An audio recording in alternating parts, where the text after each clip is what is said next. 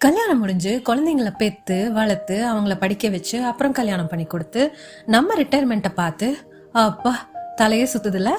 இதெல்லாம் யோசிச்சா கல்யாணம் பண்ணிக்கிறமான சில பேருக்கு சில வேலைகள்ல தோணும். இவ்வளோ விஷயங்கள் இருக்கே, கல்யாணத்துக்கு ஜஸ்ட் 3 months பிஃபோர் ரெடியானா போதுமா? வாங்க பார்க்கலாம். Welcome to made in heaven channel. நான் உங்க ஷைனி ராபர்ட். இன்னைக்கு சிங்கிளா இருக்கும் போதே கல்யாணத்துக்கு எப்படி ரெடி ஆகுறது சீரீஸ்ல முதல் வீடியோ பார்க்க போறோம். நம்ம சேனலை நீங்க இன்னும் சப்ஸ்கிரைப் பண்ணல அப்படின்னா மறக்காம சப்ஸ்கிரைப் பண்ணிக்கோங்க. வாங்க வீடியோக்குள்ள போலாம்.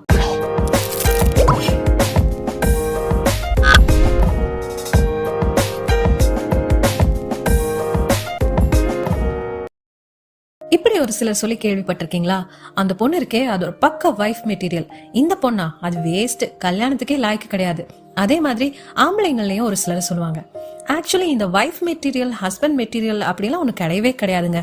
ஒருவேளை இது உண்மைதானோ, நம்மளால ஒரு மேரேஜ் லைஃப்ல வாழ முடியாதோன்னு யோசிக்கிறவங்களும் இருக்காங்க. டோன்ட் வரி, ஒரு சில திறமைகளை நீங்க வளர்த்துக்கிட்டீங்கனாலே போதும், நீங்களும் ஒரு நல்ல கணவனா மனைவியா நல்ல தாயா தந்தையா இருக்க முடியும்.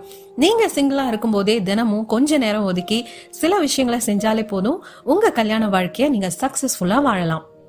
எந்த வயசுல இருந்து நீங்க உங்க மேரேஜ்க்கு ப்ரிப்பேர் ஆகணும்னு நினைக்கிறீங்க? 20 வயசு ஆன உடனேயே ஆரம்பிச்சிடணுங்க. அது ஆணா இருந்தாலும் சரி, பெண்ணா இருந்தாலும் சரி. இன்னைக்கு நம்ம வீடியோல ஃபுல்லா பார்க்க போறது பினான்சியலி எப்படி நீங்க ரெஸ்பான்சிபிள் ஆகுறது அப்படிங்கறத பத்தி தான். பிராங்கா சொல்லணும்னா, கல்யாணம் ஆகும்போது உங்க கையில காசு இருக்கணும். அது உங்க அப்பா அம்மா சம்பாதிச்சதோ இல்ல உங்களுக்கு வர வேண்டிய சொத்தோ இல்லங்க, நீங்களே சொந்தமா சம்பாதிச்ச பணமா இருக்கணும்.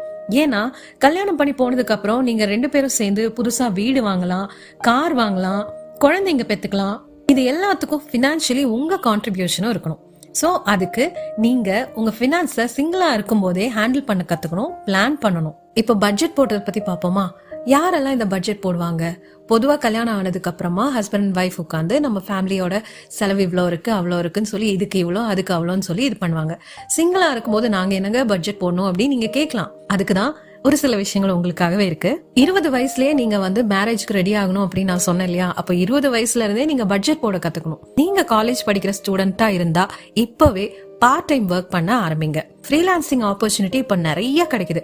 அப்படி நீங்க சம்பாதிக்கிற காசை இப்பவே பட்ஜெட் போட்டு சேவ் பண்ண அண்ட் செலவு பண்ண கத்துக்கோங்க. என்னை பொறுத்த வரைக்கும் 20 வயசு ஆனாலே பெண்ணா இருந்தாலும் சரி இல்ல அது ஆணா இருந்தாலும் சரி சம்பாதிக்க ஆரம்பிச்சிருங்க. பேரண்ட்ஸ் எதிர்பார்த்து இருக்கவே கூடாது.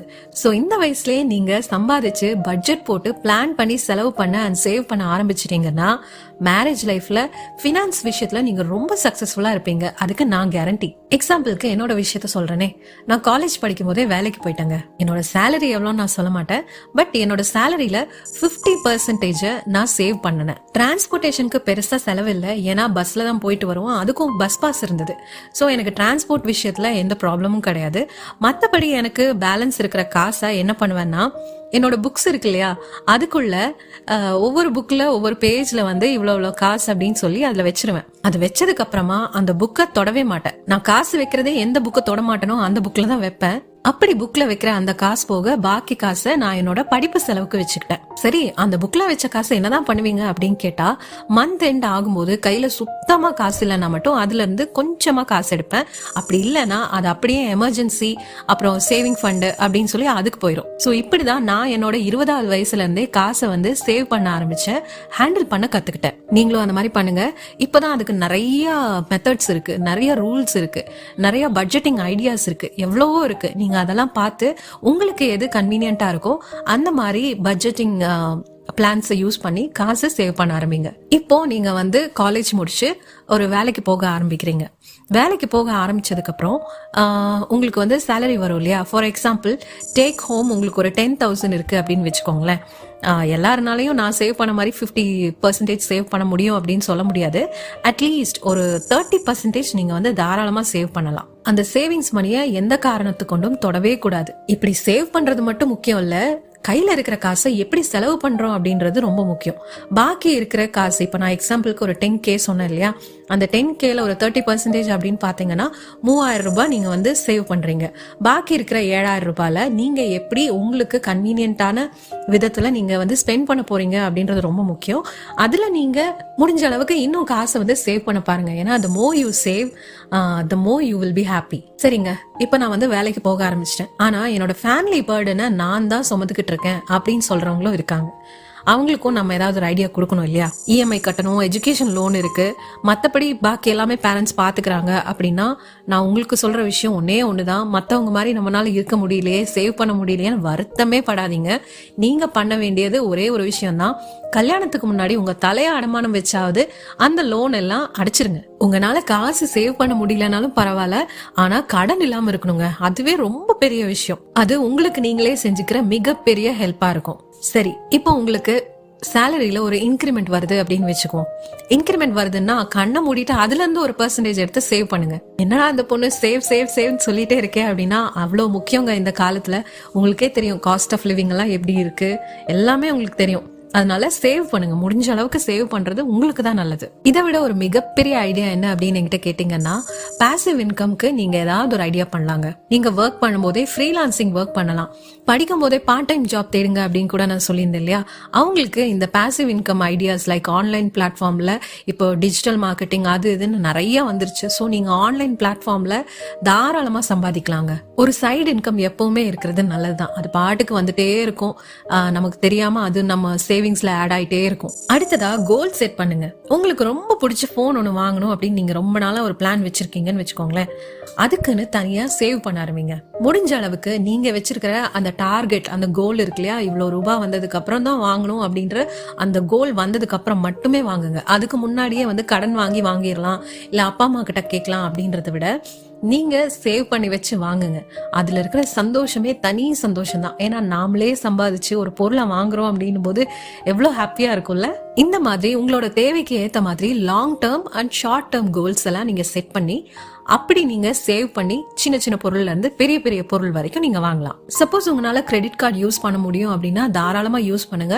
பட் அதோட ப்ரோஸ் அண்ட் கான்ஸ் எல்லாம் தெரிஞ்சு யூஸ் பண்ணுங்க. இல்லைன்னா அது உங்களுக்கே ஒரு பெரிய ப்ராப்ளமா நிற்கும். பட் கிரெடிட் கார்டு நீங்க தாராளமா யூஸ் பண்ணலாம். ஒரு விதத்துல உங்களுக்கு அதோட போனஸ் பாயிண்ட்ஸ், கிரெடிட் பாயிண்ட்ஸ் அதெல்லாம் வரும் இல்லையா, அதை வச்சு நீங்க டிஸ்கவுண்ட்ஸ் அதெல்லாம் அவைல் பண்ணலாம். ஸோ அதுல உங்களுக்கு ரிசர்ச் பண்ணி அதுக்கு தகுந்த மாதிரி நீங்க கிரெடிட் கார்டை யூஸ் பண்ணலாம். அடுத்ததா பாத்தீங்கன்னா ஸ்பெண்டிங் ஹேபிட்ஸ். ஸ்பெண்டிங் ஹேபிட்ஸ் ரொம்ப முக்கியங்க. நிறைய நோ சொல்ல கத்துக்கணும். நோனா அனாவசிய செலவுகளுக்கு நோ, நிறைய துணி இருந்தாலும் துணியா வாங்கி குவிக்கிறதுக்கு நோ, அப்புறம் மொபைல் கவரை வாங்குறதுக்கு, இந்த மாதிரி நிறைய நோஸ் நீங்க சொல்ல கத்துக்கணும். இந்த மாதிரி பொருட்களா வாங்கி நீங்க குவிக்கிறதுக்கு பதிலா சில மோமெண்ட்ஸ்ல அந்த மணியை இன்வெஸ்ட் பண்ணுங்க. லைக் ஃப்ரெண்ட்ஸோட வெளியே போறது, ஒரு ட்ரிப்பு, சோலோ ட்ரிப்பு, இல்லைன்னா ஃப்ரெண்ட்ஸோட ஒரு ட்ரிப் பிளான் பண்றது. இந்த மாதிரி நீங்க ஸ்பெண்ட் பண்ண ஆரம்பிச்சீங்கன்னா நீங்க ஒரு சைடு சேவ் பண்ற மாதிரியும் இருக்கும், உங்க லைஃபை என்ஜாய் பண்ண மாதிரியும் இருக்கும். ஸோ ஸ்பெண்டிங் ஹேபிட் அப்படின்றது ரொம்ப ரொம்ப ரொம்ப முக்கியம். அடுத்ததா இன்வெஸ்ட்மெண்ட். 20 வயசுல இன்வெஸ்ட் பண்ண முடியுமா அப்படின்னு கேட்டீங்கன்னா, உங்களுக்கு அந்த திறமை இருந்ததுன்னா நீங்க இன்வெஸ்ட் பண்ணலாம். அது எந்த விதத்திலயா இருக்கட்டும். ஆனா இப்ப நான் இங்க மென்ஷன் பண்றது என்னன்னா, இன்வெஸ்ட் இன் யூ. உங்க மேல இன்வெஸ்ட் பண்ணுங்க. அது ஒரு நாளும் வேஸ்டாவே போகாதுங்க. 20 வயசுலயே நீங்க உங்க ரிட்டையர்மெண்ட்டுக்காக கவலைப்படுங்க அப்படின்னலாம் நான் சொல்லவே மாட்டேன். ஆனா 20 வயசுல உங்களோட கரியரை, உங்க பினான்ஸை நீங்க மேனேஜ் பண்ண ஆரம்பிச்சிட்டீங்கன்னா 40 வயசுல உங்களோட பினான்சியல் ஹேண்டில் பண்ற அந்த கெப்பாசிட்டியோ, இல்ல இன்வெஸ்ட்மெண்ட் கெப்பாசிட்டியோ, சேவிங் கெப்பாசிட்டியோ எப்படி இருக்கும் அப்படின்றத மட்டும் நீங்க யோசிச்சு பாருங்க. உங்களுக்காக, உங்க கரியருக்காக நிறைய ஸ்பெண்ட் பண்ணுங்க. நீங்க படிக்கும் போதே இப்ப இதுதான் என்னோட கரியர் அப்படின்னு நீங்க சூஸ் பண்ணிட்டீங்க அப்படின்னா அதுக்கு தகுந்த மாதிரி அதுக்கு ரிலேட்டடான கோர்சஸ் என்னென்ன அப்படின்னு கத்துக்கிறதுக்கு காசு நீங்க ஸ்பெண்ட் பண்ணலாம். எப்பவுமே நீங்க ஒரு கரியர் சூஸ் பண்ணிட்டீங்க அப்படின்னா நீங்க படிக்கும் போதே உங்க கரியர் சார்ந்த மனுஷங்க இருப்பாங்க இல்லையா, அவங்கள ஒரு மென்டார் மாதிரி அவங்கள உங்களை கைட் பண்ண சொல்லி நீங்க உங்களோட கோர்சஸ் கூடவே ஆட் ஆன் கோர்சஸ் அந்த மாதிரி படிச்சு இண்டஸ்ட்ரிக்கு என்ன தேவையோ அந்த மாதிரியான இன்புட்ஸ் எல்லாம் உங்களோட கரியர்ல, உங்களோட ஸ்டடீஸ்ல இன்புட்ஸ் கொடுத்து நீங்க அப்படி கத்துக்கலாம். சோ அதுக்காக நீங்க நிறைய காசு ஸ்பெண்ட் பண்ணலாங்க. யோசிச்சு பாருங்களேன், 20 வயசுலயே நீங்க உங்க ரிட்டையர்மெண்ட்டை பத்தி கவலைப்பட போறது கிடையாது. ஆனா ஒரு நல்ல கரியர் இல்லைன்னா உங்க ரிட்டையர்மெண்ட் ரொம்ப மோசமா தான் இருக்கும் அப்படின்றதுல எந்த சந்தேகமும் கிடையாது. சோ 20 வயசுல இருந்து நீங்க உங்க கரியர்ல நீங்க கெயின் பண்ண போற நாலேஜ் 40 வயசு ஆகும்போது அந்த நாலேஜ் லெவல் உங்ககிட்ட எந்த அளவுக்கு இருக்கும், அண்ட் நீங்க சேவ் பண்ண மணி எவ்வளவு இருக்கும் அப்படின்றத பத்தியும் யோசிச்சு பாருங்க. உங்களுக்கு உங்க மேலே நீங்க இன்வெஸ்ட் பண்ண அந்த மணி சேலரியாவே ரிட்டர்ன் வரப்போகுது. அது உங்களுக்கு தான் வரப்போகுது, வேற யாருக்கும் போக போறது கிடையாது. சோ உங்க மேல இன்வெஸ்ட் பண்ணுங்க, அது ஒரு முக்கியமான இன்வெஸ்ட்மெண்ட். இப்ப பாத்தீங்கன்னா நிறைய அந்த ஃபேஸ்புக், இன்ஸ்டாகிராம் அதுலலாம் சின்ன சின்னதா கோர்சஸ், ஒரு பேசிக் கோர்சஸ், நீங்க உங்க கரியர் ரிலேட்டடா வந்து நிறைய கோர்சஸ் எல்லாம் ஆஃபர் பண்றாங்க. அந்த மாதிரி உங்க ஸ்கில்ஸை டெவலப் பண்றதுக்கு நீங்க சின்ன சின்ன கோர்சஸ் எல்லாம் எடுத்து படிக்கலாம். அப்புறம் பட்ஜெட் பத்தி பேசணும் இல்லையா, அப்போ ஒரு விஷயம் சொல்ல மறந்துட்டேங்க. என்வெலப் சிஸ்டம் அப்படின்னு ஒரு சிஸ்டம் இருக்கு. அது என்ன அப்படின்றது நம்ம யூடியூப் சேனல்ல, மேட் இன் ஹெவன் சேனல்ல ஒரு ஷார்ட்ஸ் போட்டிருப்போம், அது நீங்க போய் பாருங்க. இந்த சிஸ்டம் உங்களுக்கு யூஸ்ஃபுல்லா இருக்கும் அப்படின்னு நான் நம்புறேன். சோ அந்த ஷார்ட்ஸ் மறக்காம பாருங்க. சரிங்க, 20 வயசுல இருந்தே சேவ் பண்ணுங்கன்னு சொல்றீங்க, பட்ஜெட் போட சொல்றீங்க.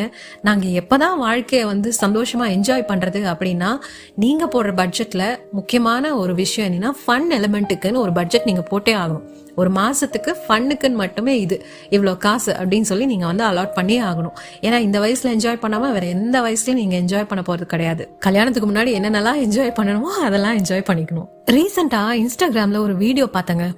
அதுல ஒருத்தர்கிட்ட நீங்க ஏன் இன்னும் சிங்கிளா இருக்கீங்க அப்படின்னு ஒரு குவெஸ்டின் கேக்குறாங்க. அதுல முக்கியமா அவர் சொன்ன விஷயம் என்னன்னா, காஸ்ட் ஆஃப் லிவிங் அதிகமா இருக்கு, லோ இன்கம் இருக்கு, lack of capital to start a relationship அப்படின்னு ஒரு லிஸ்டே அடுக்கிட்டு போறாரு. ஸோ இந்த ஃபினான்ஸ், பணம் அப்படின்றது ஒரு ரிலேஷன்ஷிப்ல எந்த அளவுக்கு முக்கியம் அப்படின்றது நீங்க யோசிக்கணும். ஒரு பையனை பார்க்க போகும்போது என்ன கேட்கறாங்க, பையனுக்கு சொந்த வீடு இருக்கா, நல்ல வேலை இருக்கா, எவ்வளவு சம்பாதிக்கிறாங்க, எங்க வேலை செய்யறாங்க அப்படின்னு 1008 கேள்வி கேட்கறாங்க. இப்போ பொண்ணுங்களுக்கும் அந்த மாதிரி வந்துருச்சு, பொண்ணு ஒர்க்கிங்கா அந்த மாதிரி எல்லாம் கேட்கறாங்க இல்லையா. சோ இந்த சம்பாதிக்கிறது, சேவ் பண்றது அப்படின்றத ஒரு பேர்டனா எடுத்துக்காம அப்படியே என்ஜாய் பண்ணி பண்ணுங்க. இருக்கிறது ஒரு லைஃப், ஒவ்வொரு விஷயத்தையும் அப்படியே அனுபவிச்சு என்ஜாய் பண்ணி பண்ணணும், கிரியேட்டிவா பண்ணணும், அதுதான் ரொம்ப முக்கியம். சோ இந்த மாதிரி நீங்களும் காசு இல்ல அது இல்லைன்னு சொல்லி உங்களோட லவ் லைஃபையோ இல்ல ஒரு மேரேஜ் லைஃபையோ தள்ளி போடாம, அந்தந்த வயசுல நடக்க வேண்டிய அந்தந்த விஷயங்கள் நடக்கணும் அப்படின்றத மனசுல வச்சுட்டு உங்களோட கரியர் விஷயத்திலையும் பட்ஜெட்டிங், சேவிங் விஷயத்திலையும் கொஞ்சம் பொறுப்பா இருந்து ஒரு நல்ல லைஃபை லீட் பண்ணுங்க. சோ இந்த வீடியோ உங்களுக்கு ரொம்ப பிடிச்சிருக்கும் அப்படின்னு நான் நம்புறேன். நான் நம்புறது உண்மைனா நம்ம வீடியோவை லைக் பண்ணுங்க, கமெண்ட் பண்ணுங்க, ஷேர் பண்ணுங்க, உங்க ஃப்ரெண்ட்ஸோட கண்டிப்பா ஷேர் பண்ணுங்க. நீங்க மேரேஜுக்கு ரெடி ஆயிட்டு இருக்கிற ஒரு பர்சன் அப்படின்னா கண்டிப்பா நம்ம சேனல்ல போடுற ஒவ்வொரு வீடியோஸும் உங்களுக்கு யூஸ்ஃபுல்லா இருக்குங்க. நான் உங்க ஷைனி ராபர்ட் உங்களை அடுத்த வீடியோல பாக்குறேன். இதுக்கு முன்னாடி நம்ம சேனல்ல என்னென்ன வீடியோஸ் போட்டிருக்கோமோ அந்த வீடியோஸோட லிங்க்ஸை டிஸ்கிரிப்ஷன்ல கொடுக்குறேன், மறக்காம பாருங்க. நீங்க பாத்துட்டு இருக்கிறது சிங்கிளா இருக்கும் போதே எப்படி கல்யாணத்துக்கு ரெடி ஆகலாம் அப்படின்ற சீரீஸ். அதுல ஃபர்ஸ்ட் வீடியோ பாத்திருக்கீங்க. மறுபடியும் சொல்றேன், மறக்காம நம்ம சேனலை சப்ஸ்கிரைப் பண்ணிக்கோங்க. ஃபியூச்சர் வீடியோஸ் பாருங்க, கண்டிப்பா உங்களுக்கு யூஸ்ஃபுல்லா இருக்கும்.